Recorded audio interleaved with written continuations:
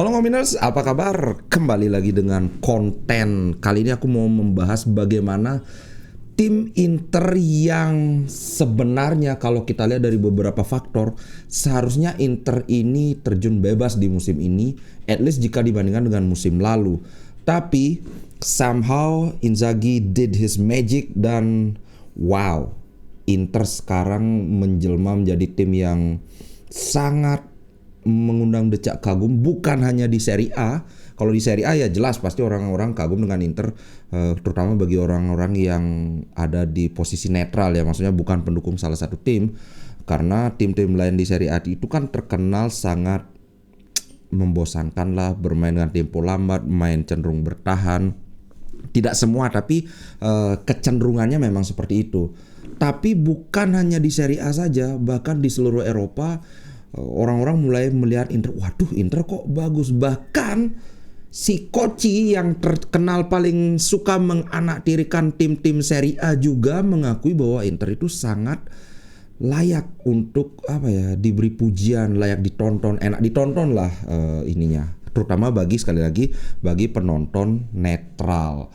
Kalau kawan-kawan lihat sebenarnya Inzaghi sejak dia melatih Inter itu, dia itu dapat skuad sisa-sisa saja. Pertama ketika Inter ditinggal oleh Conte, itu Lukaku pergi, Hakimi pergi, kemudian siapa lagi? Eriksen juga pergi karena kolaps. Itu aja yang benar-benar aku ingat. Kalau nggak salah ada satu lagi pemain yang pergi tapi aku lupa. Anggaplah ini 3 ini kan sudah pemain yang sangat penting.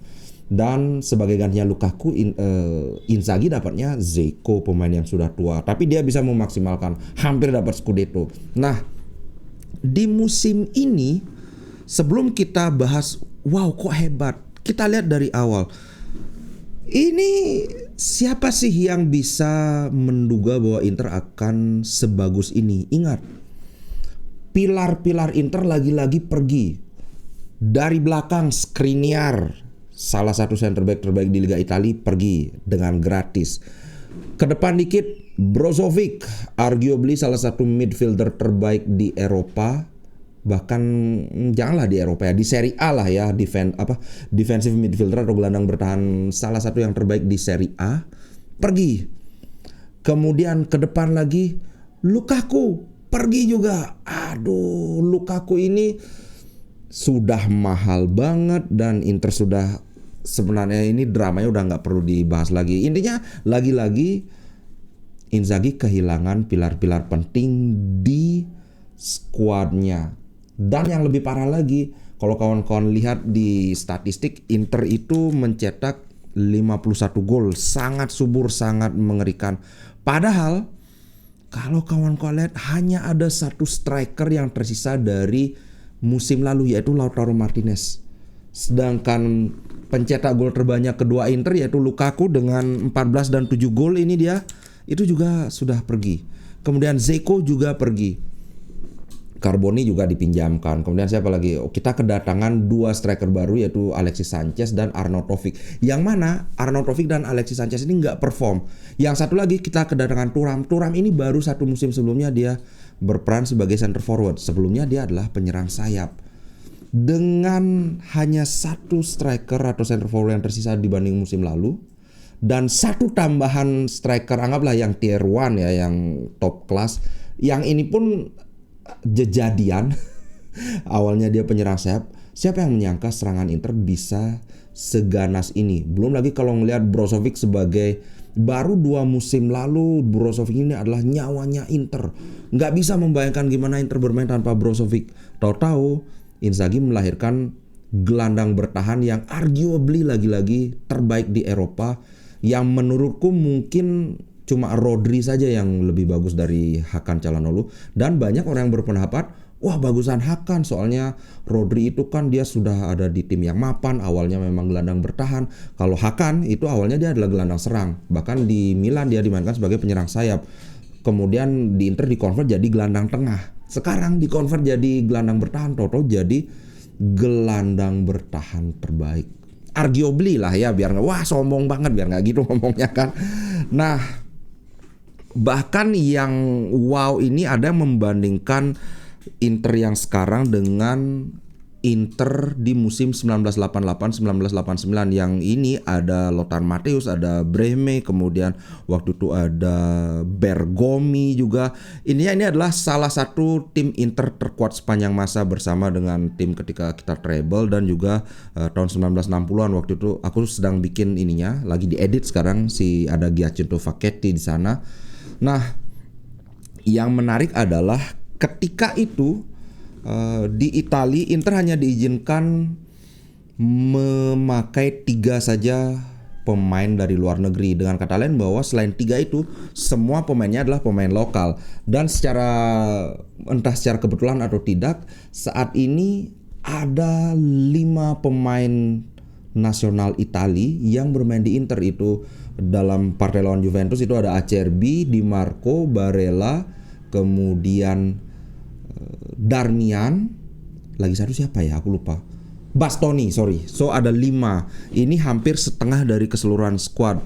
Yang ini juga sebenarnya fakta yang menarik ya, soalnya Internazionale Milan itu dari kata internasional. Kalau kawan-kawan nonton videoku yang sebelumnya, bahwa Inter ini adalah awalnya pecah dari Milan karena Milan ingin hanya memakai pemain Italia saja. Tapi justru sekarang Inter yang lebih banyak punya pemain Italia dibandingkan AC Milan.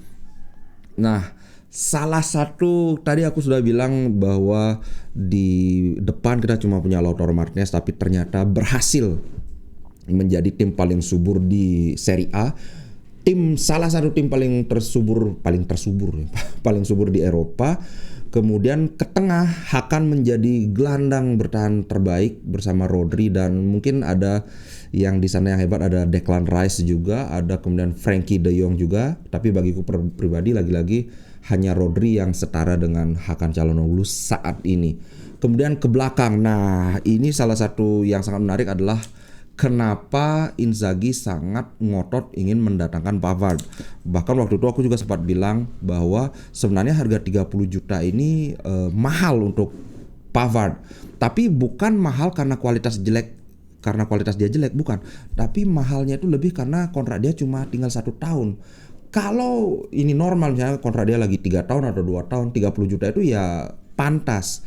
Tapi ternyata Pavard itu menunjukkan bahwa dia adalah pembelian yang sangat layak dihargai 30 juta itu.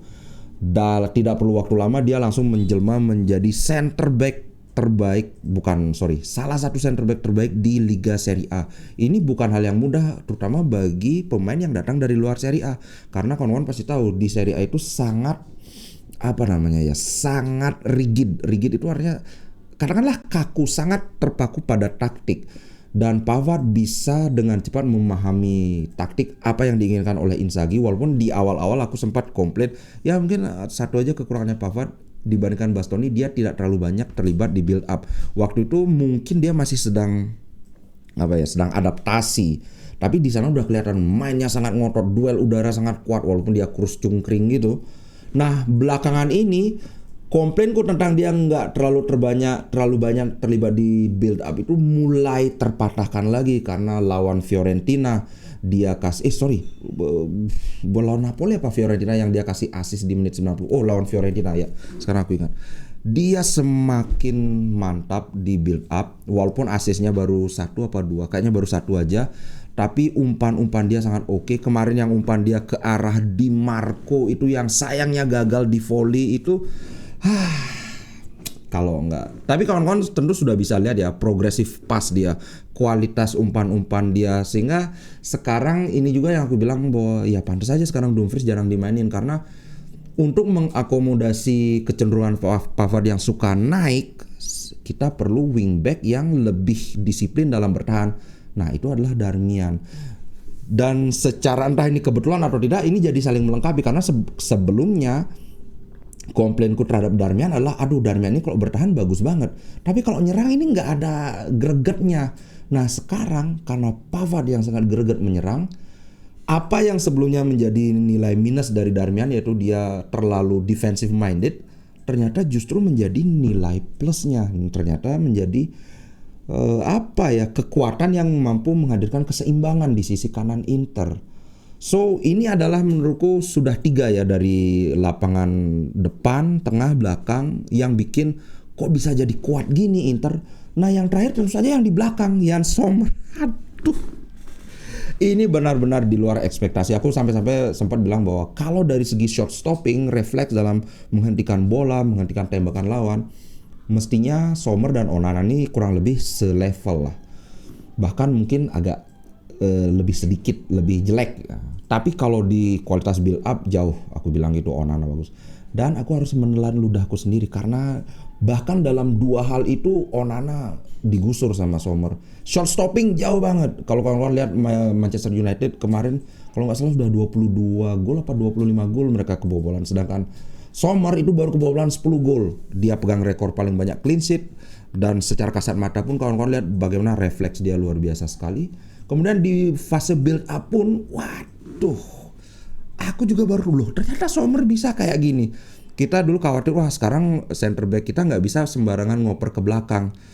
Tidak seperti waktu sama Onana atau sama Handanovic. Ternyata sekarang semua juga sering ngasih bola ke Sommer. So di semua lini itu terjadi peningkatan. Padahal di semua lini secara logika yang tadi ditinggal oleh striker, ditinggal oleh Brozovic, ditinggal oleh center back, salah satu center backnya terbaik di Serie A, ternyata semua lini kita itu malah menjadi lebih kuat dibandingkan musim lalu. Dan menurutku satu sosok yang paling penting di balik peningkatan yang tidak disangka ini adalah ya Inzaghi.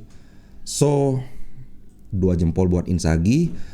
Seperti di iniku sebelumnya, 4 faktor yang membuat Inter akan tidak nyungsep seperti 2 musim lalu. Semoga ini bisa bertahan sampai akhir musim. Oke guys, itu dulu untuk konten kali ini. Sampai jumpa di konten berikutnya. Terima kasih. Ciao.